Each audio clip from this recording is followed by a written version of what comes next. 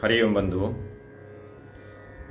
आध्यात्मिक आनंद के संवाद श्रृंखला में आपका स्वागत है। आज इस विकट महामारी में व्यक्ति मानसिक, शारीरिक, आर्थिक सर्वविध परेशान है और इस समय चिकित्सा जगत के साथ में निश्चित रूप से जो एक आध्यात्मिक समाज है, जो धार्मिक समाज है, जिनकी आस्था रहती है सनातन धर्म में, वह अध्यात्म की ओर अर्थात हमारे ग्रंथों की तरफ देखते हैं। और निश्चित रूप से परिस्थिति जब भी विपरीत हो तो उस समय दो ही व्यक्ति काम आते हैं, या तो शास्त्र या हमारे जो पूर्वजों की कही हुई बातें हैं। अब पूर्वजों की कही हुई बातों में चिकित्सा भी एक तरह से एक शास्त्र ही है, जिसके माध्यम से हम सब कोई आरोग्यता प्रदान प्राप्त करते हैं। विश्व प्रसिद्ध ग्रंथ श्री रामचरितमानस एक औषधि स्वरूप पुस्तक है, एक ऐसा पुस्तक है जिससे व्यक्ति चाहे तो संवाद कर सके। बाबा तुलसी ने हम सबको यह ग्रंथ उपहार स्वरूप, भेंट स्वरूप, आशीर्वाद स्वरूप, कृपा स्वरूप, औषधि स्वरूप हमें भेंट किया है, जिसकी प्रत्येक चौपाइयां एक मंत्र की तरह है।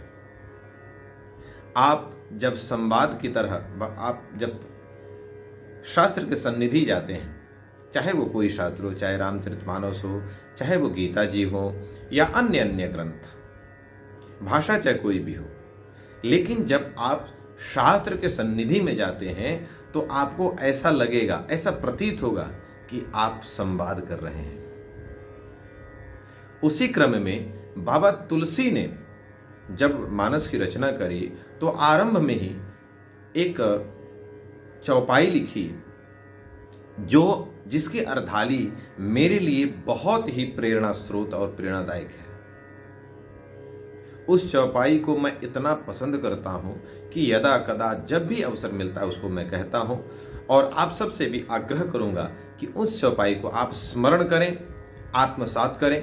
निश्चित रूप से वह आपके आध्यात्मिक और मानसिक विकास के लिए समर्थ है। चौपाई इस प्रकार है।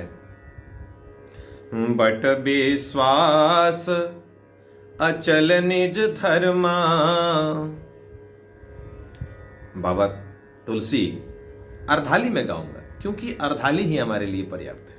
जिस प्रकार से डॉक्टर जब दवाई लिखता है तो सिर्फ आधी बोलता है, आधी गोली खाना है तो आधी ही खानी है, तो इसमें हमारा इतना ही पर्याप्त है। बट विश्वास अचल निज धर्मा, यानी कि विषम परिस्थितियों में हमारा विश्वास कैसा हो तो बट वृक्ष की भांति हो।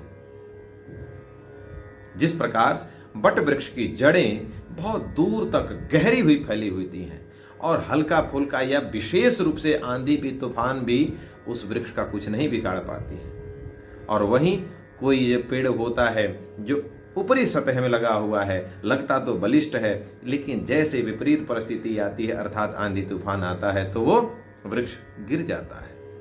हम सबका बंधुओं यही स्थिति है। तो बट विश्वास अचल निज धर्मा। अचल यानी कि चलायमान ना हो, हमारा विश्वास दृढ़ हो, हमारा जो अपने धर्म के प्रति जो निष्ठा हो अचल हो, चलायमान ना हो, चाहे परिस्थिति चाहे जो कुछ भी हो। हे भगवान, आप ही सब कुछ करने वाले हैं। इस भावना से इस चौपाई का आप स्मरण करें। यही मेरी मंगल कामना आप सबके प्रति है। आज के लिए यही इस आध्यात्मिक संवाद में बट विश्वास अचल निज धर्मा, इसका आप अनुसरण करें, पाठ करें, गायन करें, आत्मसात करें। तब तक के लिए हरि ओम।